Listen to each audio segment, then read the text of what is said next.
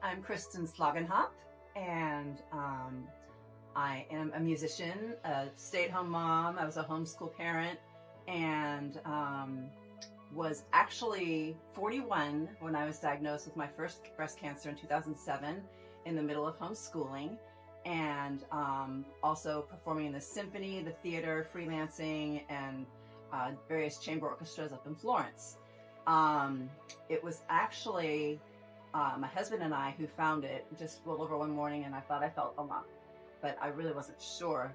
I was not, dense breasts or anything of that nature. So I had my husband feel it and he was questionable. So we called my OBGYN, who was a high-risk specialist in Florence, and he said, come in immediately. So I went in and he checked it out and he was agreeable that it was a lump, but he wanted to get it checked out. So immediately he called my surgeon and I was over there within the hour.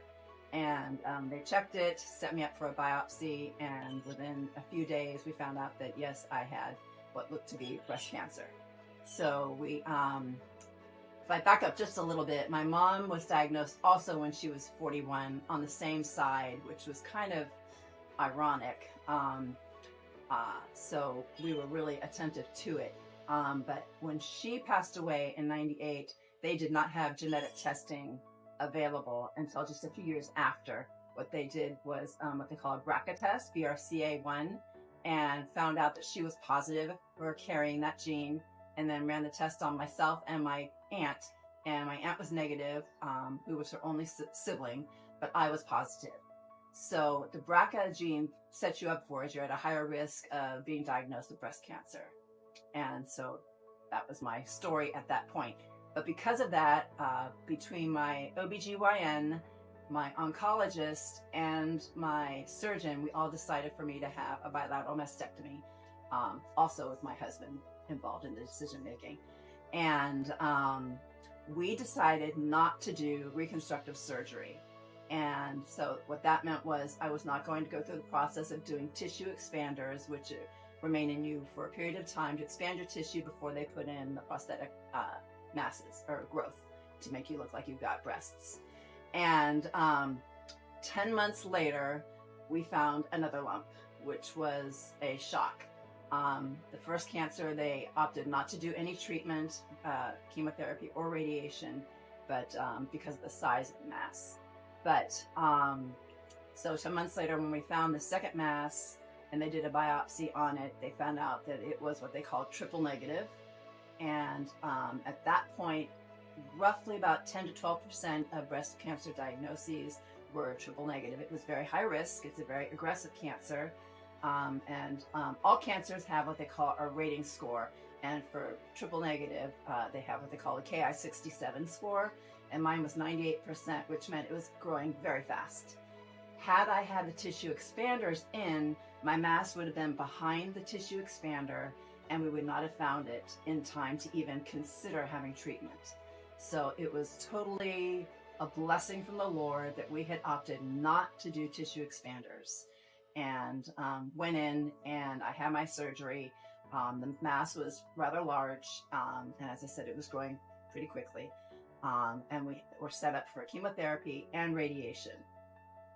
The chemotherapy, unfortunately for triple negative at the time, there really wasn't a typical protocol for it because it was such a rare subtype. So we had my oncologist meet with my mom's oncologist, who was out at Stanford in California. And between the two of them, they came up with a protocol for me. And it was one that they did kind of in the 1970s. So it was pretty aggressive and I knew it was going to make me pretty sick. I was also a lupus patient. So there were going to be conflicts with the chemotherapy and medicines that I was already on. And there were. My white count was close to zero most of the time. So a lot of times my chemotherapy would be delayed because I couldn't withstand the treatment. The chemotherapies, there were 3 different ones, and they all 3 made me very sick. So I was homebound quite a bit of the time. So we had decided, knowing going into that was going to be the case, that I would take a leave of absence from the symphony, which I did, but the other groups I decided not to. I was currently very active in my church, directing our children's choir and our youth choir, And I really wanted to continue on working with the youth as often as I could, except when I was to remain homebound, in order to be the best example I could be to these kids, to show them that no matter what adversity comes your way, you can face it, press on, walk in your faith. The Lord's going to get you through it, no matter what the result is. Which for me, there was no guarantee what the end result would be with my triple negative journey, which they say that it is not curable, it is treatable. So for me, we still monitor it, even though I had the second cancer in 2008, and the years have been quite a few, many at this point, which we are rejoicing every year that we reach that goal. With my youth choir, we were in the process of trying to make a CD. And so we had lots of rehearsals, which I made many, but there were quite a few I couldn't. So my director stepped in and made sure that the kids met and rehearsed and whatnot. But the ages of my children's choir was age 4 on up. And then my youth choir went up to age 18. So these were kids that were pretty impressionable.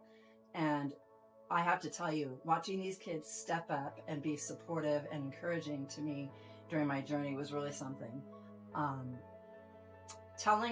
Stepping back a little bit, telling my family was a bit of a challenge. My mother had passed, obviously, but telling my father, he's very tenderhearted, and it was very risky telling him. I had to make sure that I used the words right, especially when I knew he was going to ask me what side my breast cancer was on. And being that my mom's was on the same side as mine, I knew that he was going to be extremely nervous. I didn't want to tell him about my triple negative details, just wanted to let him know that it was breast cancer, that it was stage 4, and that we were going to fight it as best we could and go on from there. And so he was pretty okay with it. As far as telling my kids, my daughter happened to be home. We were homeschooling at the time. My son was at work, but my daughter was home when the surgeon called to give me the results over the phone and let me know that I needed to come in. And so she was there when I had probably my only real fall apart, because I knew that the journey was going to be an aggressive journey, seeing as it was so close together as my last diagnosis, and that this one was such a rare subtype. I told her, she was 14 at the time, that if she felt that she couldn't walk this journey as closely with me as I had wanted her to, that I understood that I was giving her the freedom to process this however she felt she needed to. But she was a stand-up girl and wanted to walk every step of the journey with me. When I started my chemotherapy, my first chemotherapy, my oncologist told me that on day 14, my hair was going to fall out, pretty much all of it in that one day. And he was absolutely right. I was out of town with my kids at a band competition down here at Myrtle Beach when I went to brush my hair, and a clump of hair came out in my brush. And so that day I got home, I was taking a shower, and it just was coming out in masses. My daughter happened to hear me get a little teary. She came into the bathroom, and she is a cosmetologist now, but she was working for a cosmetologist place and just brought in her scissors and said, let's just do it. And so she helped me just cut off what was left, and we did it together. And it was pretty emotional, partly for her to see me looking the way I was looking, because seeing a person like that, especially a woman who has had long hair her whole life, is kind of a sign that you're sick. And that tells everyone something's not right. But she was good. She cried a little bit, and then we found a way to laugh, and we did. Then we went out and had dinner together. Telling my son, who is the more tender-hearted of the two, was really a cautious journey, because I wanted to make sure that he didn't think that the end result was going to be me not surviving, even though the risk was pretty high. So we told him very carefully. But he sent me a note to let me know kind of how he felt during that time. And this is what he said. During the cancer journey, I was confused and didn't know what to think. Even during her fight with cancer, my mom always kept her head held up high and always kept her faith in Jesus and read scripture daily. Even as confused as I was as to why God would do this, I wasn't aware that he actually was teaching me how, no matter what happens in life, God is at the center of your life. Yes, the days will stink sometimes, but if you keep your faith in him, like my mom said, involved in the church, you will always have people to lean on in times of need.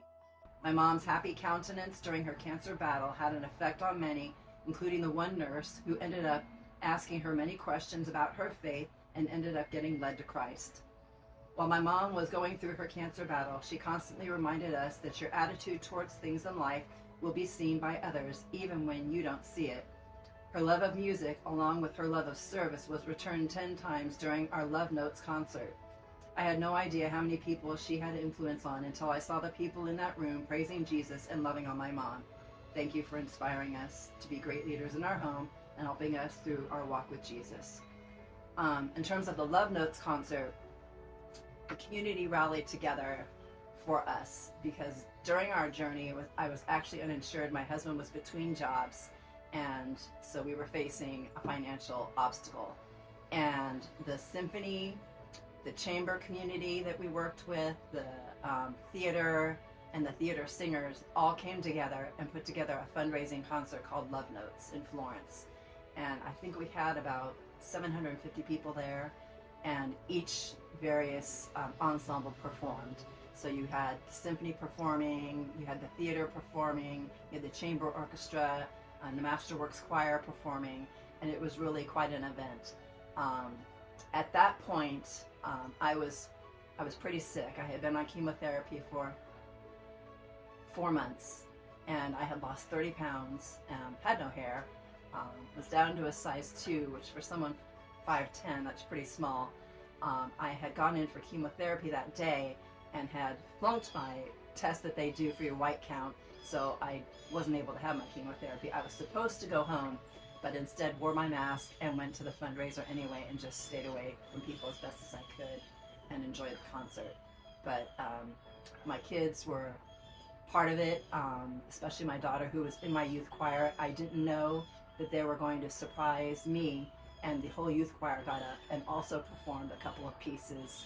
So they had gotten together weeks upon weeks with a couple of the parents and had rehearsals without me, and without me ever knowing. I don't know how my daughter got out of the house because I was kind of a protective mother. But she did, and went to rehearsals, and then they put on part of the concert as well. So it was a sweet blessing.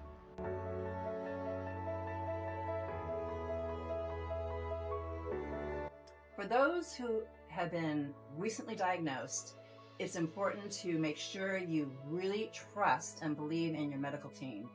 If you have any questions about even your oncologist, because that gets assigned to you, I was fortunate that I got the head of the department at McLeod, and I had no doubt that he was the one I wanted to be with. But everyone wants a certain type of a doctor to be on their side, whether it's somebody kind of like a teddy bear or someone direct and to the point. I wanted someone direct and to the point, which Dr. Pavi was and still is, whereas his staff were the teddy bears. So I knew I had it all wrapped in one. So super, super important. But if you are in doubt of any of your doctors, get a second opinion, get someone that you feel comfortable with, because you're going to be riding a long journey with these people, not just during the treatments, but after. Make sure you have a good support system in your family. Not everybody is as blessed. I've heard stories that I met in terms of women that I met through the journey and people I've known over the years, where when a diagnosis came, a spouse couldn't handle it and walked out. So again, I was very blessed. I had a husband who, it didn't matter what I looked like to him, which was part of the blessing in him helping me decide to have a bilateral mastectomy. It didn't matter to him what I looked like. That was not what he saw in me. So be sure that you got good support. Hopefully they are involved in a church, and that you've got a family that you know that you can lean on, that are going to walk this journey with you, be there to encourage you, be there to encourage your kids, because they're just as much as involved in this journey as the patient. They're needing encouragement, they're needing support, they're needing someone to maybe cry with, express their thoughts of fear, because sometimes a patient comes home and doesn't look like they did just a few months prior, and sometimes they look even sicker than they had just days before, and that can scare somebody that's young. You've got to make sure you know your children. Whether, for me, I had a 14 and a 15-year-old, but sometimes people have younger, and you've got to be able to decide how you want to involve them, whether you want to tell them all the details or limited details or no details at all. That depends on each family. For us, we were very open with our children their whole lives, in journeys that we've been through even before the cancers. They've always been a very strong part of decision making in our home. But that is definitely an important factor. Sometimes people join a support group. For me, I didn't need that. I didn't feel that I needed that. I had such a strong support group in my family and my church. But if some don't have that, ask your doctors for this local support group. Get involved in one, because having that accountability to go and just share your heartbeat with them and be able to be encouraged on maybe ideas on how to do your makeup, things you need to be eating or not eating, those things need to be shared and learned by other people.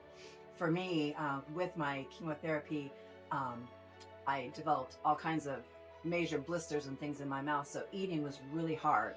So they gave me a medicine called Magic Mouthwash that I would swish around in my mouth and hold my head upside down at the dinner table for a few minutes, and then we kind of all did it together. My husband and my kids would all bow down and put their heads under the table with me while it was kind of swishing through my mouth. And we'd sit there for a few minutes and kind of laugh a little bit and come up, and I'd eat as quickly as I could, whatever I could, which wasn't much at that time.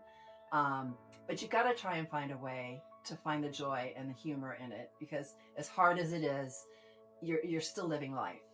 And there's no doubt at all that whatever your diagnosis is or your journey is, God has not abandoned you. His word says that. He is not going to forsake you.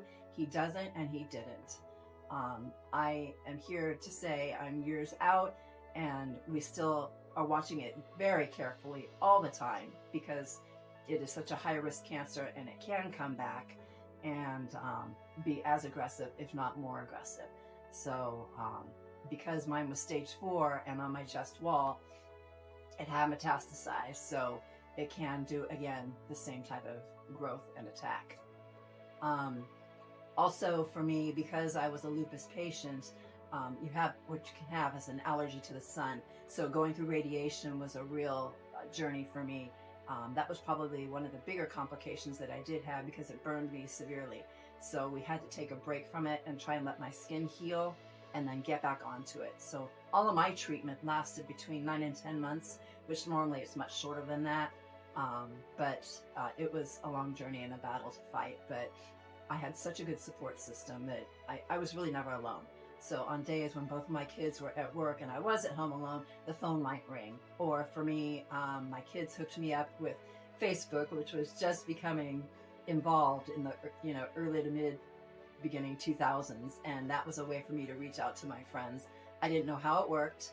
I didn't know other people could see your posts, and so I was just sharing my heart and things that the Lord was saying to me every day, and out it went, and was encouraging my friends, and I had no idea that that was what was happening. It became like a journal to me, and still I use it to that way this day.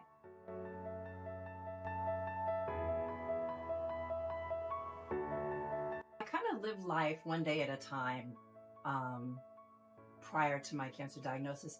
However, being that I faced cancer starting when I was 6 with my mom when she was 41, I grew up facing cancer day to day with her as a caregiver, because she fought it on and off for 23 years. So my whole childhood was involved as being a caregiver on and off for my mom. So I was always aware that cancer is something that is out there, and I was active in bringing awareness to it, whether it was through fundraisers, Relay for Life, afterwards in Florence doing the same thing. They have what they call Evening for Hope, and it's through the McLeod Hospital, and they do a big concert, and it's a big fundraiser. So one year I was able to perform with them and did a jazz trio. Another year my daughter performed for them, and during the year that I performed for them, they did my story. And so I like to be able to bring awareness if I ever have the possibility to do so. But now my faith became so much stronger during my journey because it was really just me and the Lord a lot of times. I was home so much by myself that he was the only one I had to talk to. And I guess how's my perspective on life changed? I have zero fear of what tomorrow may bring. I mean, I never did before, but I truly have none now. That whatever God's plan is his plan. And I don't fear if I get another diagnosis when I go in. Some women go year to year for their checkups and they get very unsettled at their appointments. I don't even think of it that way. I just go in, it's just another appointment for me. And if they ever say again, well, we found a spot, well, okay, then let's just face it and treat it and do whatever you have to do to handle it. And I know I've got a team on my side, and I know I've got my Lord, and I don't have any doubts that his plan is perfect.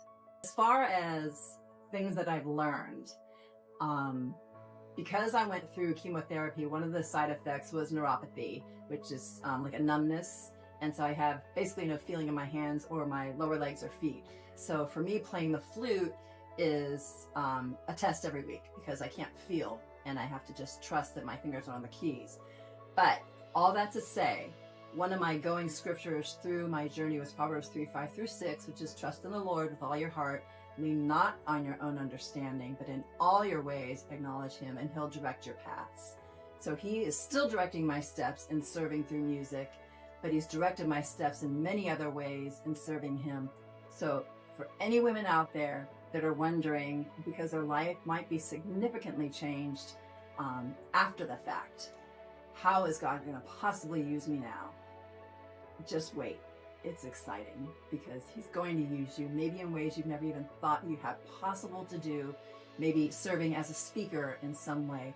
Or one of the women I met through my cancer journey now is an encourager at the hospital up in Florence at McLeod, and she has been now serving there, 15 years, I think, just sitting with the patients when they come in there in the waiting room and just talking and encouraging them. So you never know. God has got perfect plans for you. Just don't give up walking with him. And if you don't know him, this is the perfect opportunity to reach out and ask him into your life, because he will direct your steps day by day, and each one will be filled with joy, I promise. That's all. I just had to say it.